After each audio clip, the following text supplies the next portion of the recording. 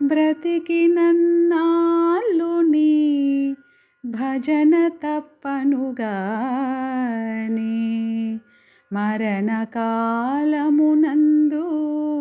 మరతునేమో. బ్రతికినన్నాళ్ళు నీ భజన తప్పనుగాని మరణకాలమునందు మరతునేమో. ఆవేళ యమదూత లాగ్రహంబున వచ్చి ప్రాణముల్ పెకిలించి పట్టునప్పుడు కఫవాత పైత్యముల్ గపగా భ్రమచేత గంపముద్భవమంది కష్టపడుచు నా జీవతో నిన్ను నారాయణాయనుచు పిలుతునో శ్రమచేత పిలువలేనో. నాటికిప్పుడే చేతు నీ నామ భజన తలచెదను చెవినిడవయ్య ధైర్యముగను.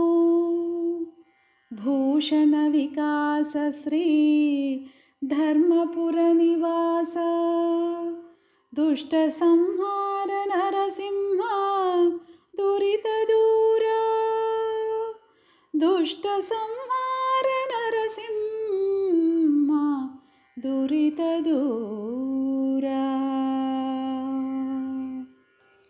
ఓ నరసింహ, బ్రతికినన్ని రోజులు నీ స్మరణ తప్పక చేదును, కానీ చచ్చిపోవునప్పుడు మరతునేమో.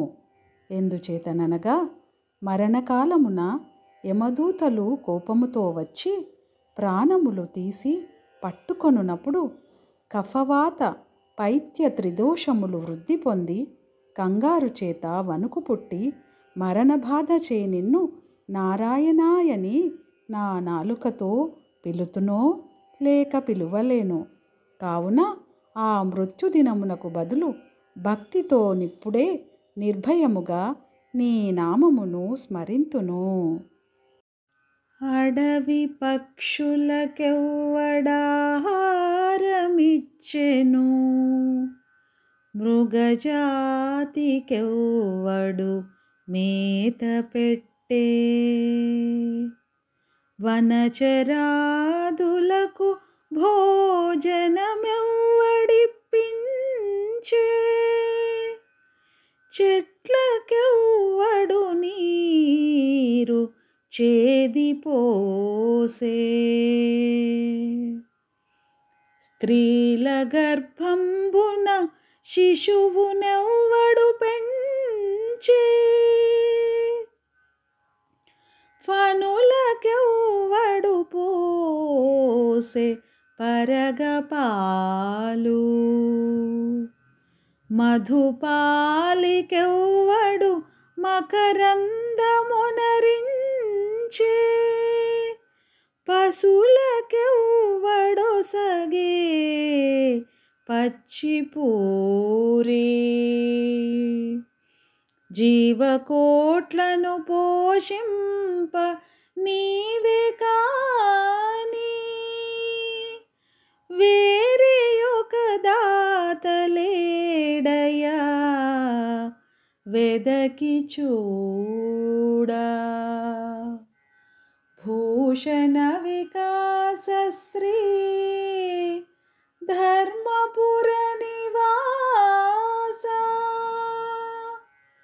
దుష్ట సంహార నరసింహ దురిత దూర. దుష్ట సంహార నరసింహ దురిత దూర.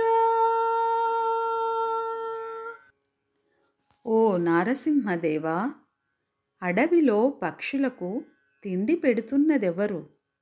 మృగాలకు మేత పెడుతున్నదెవరు? వనాలలో తిరిగే వారికి భోజనం అందిస్తున్నదెవరు? ఆ వనాలలో పెరుగుతున్న వృక్షాలకు నీరు తెచ్చి పోస్తున్నదెవరు? గాలి వెలుతురు లేని స్త్రీల గర్భకోశాలలో శిశువులను నవమాసాలు పెంచి సంరక్షిస్తున్నదెవరు? పాముల తలలో విషాన్ని నింపుతున్నదెవరు? తుమ్మెదలకు మకరందాన్ని అందిస్తున్నదెవరు? పశువులకు పచ్చికను మొలిపిస్తున్నదెవరు? ఇవి మాత్రమే కావు, సమస్త జీవరాశుల ఆలన పాలన చూస్తున్నవాడెవ్వరు అని విచారించి చూస్తే ఆ మహాదాతవు నీవేనని, నీవు తప్ప ఇంకెవరూ లేనే లేరని తెలుస్తున్నది. అందుకే నిన్ను నమ్మి త్రికరణ శుద్ధిగా నీకు శరణాగతుడనై ఉన్నాను.